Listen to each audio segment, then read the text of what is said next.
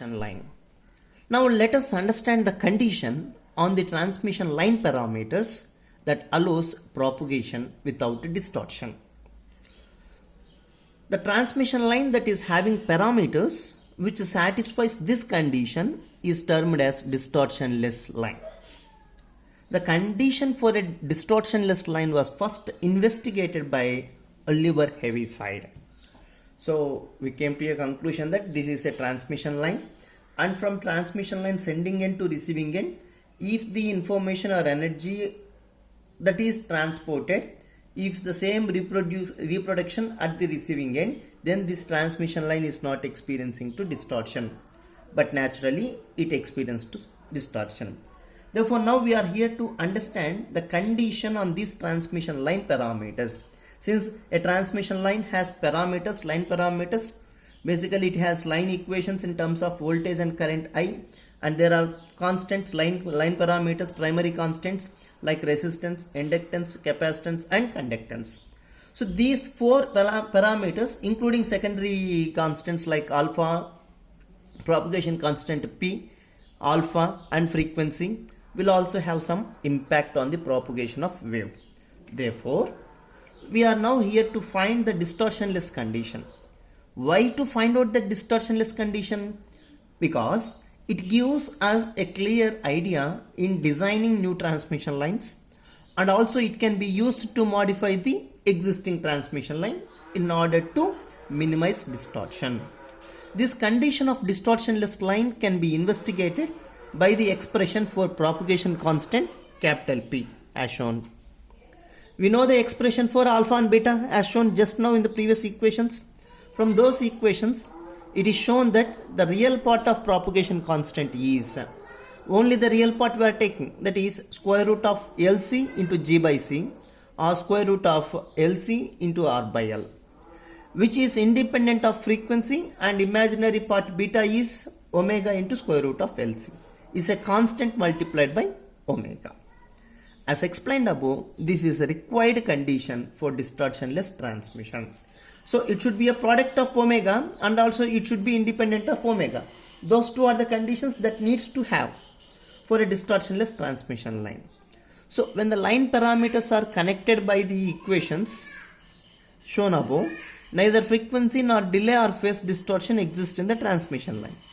And finally, the line is said to be distortionless line, and this condition is called distortionless condition. So we know that propagation constant P is equal to the product of Z and Y, that is R plus J omega L into G plus J omega C. Therefore we have taken this L common and we have written as R by L plus J omega, C common and written it as G by C plus J omega. On solving this equation, we got a conclusion that when R by L is equal to G by C, this is the condition for a distortionless transmission line.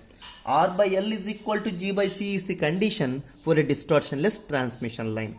So from this we have written the equation for propagation constant. So we also know the other term for propagation constant, other equation for propagation constant, P is equal to alpha plus J beta. From this, equating the real and imaginary parts, we are getting the value of alpha as so and so and beta as omega into square root of LC. So the phase velocity can be written as Vp is equal to omega by beta, and that is equal to 1 divided by square root of LC. So finally now we can also calculate the characteristic impedance of the transmission line Z0, and it is given as Z0 is equal to this equation. Since R by L is equal to G by C is a distortionless line condition, Z0 of a distortionless line is Z0 is equal to square root of L by C. So when R by L is equal to G by C is the condition for a distortionless transmission line, its characteristic impedance can be given as Z0 is equal to square root of L by C. The above equation shows that the characteristic impedance of a distortionless line is purely real. In a distortionless line, all the frequency components have the same attenuation and phase velocity. The received and transmission waveforms have the same shape but the received wave is reduced in amplitude because of simple attenuation. However, this assumes that line parameters are independent of frequency. So let us consider one example for a lossless line. Alpha is equal to 0 and resistive component which absorbs power R and G are equal to 0. Thus substituting R is equal to 0 and G is equal to 0 in the above equations, we got attenuation alpha is equal to 0 and phase constant beta is equal to omega. So here you are substituting alpha and beta values. So that alpha happens to be 0 and beta is equal to omega. Okay. Since alpha is independent of omega and beta is constant multiplied by omega, this also satisfies the condition for distortionless. If these two are satisfied, then we say that the transmission line condition, that is the condition for a distortionless transmission line. Hence, lossless line is a distortionless line. And its characteristic impedance Z0 is given with this following equation. So, from the above equations, it is observed that alpha and phase velocity Vp are dependent of frequency.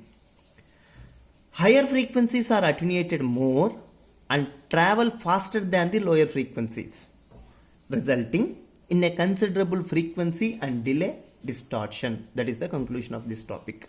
Okay, thank you.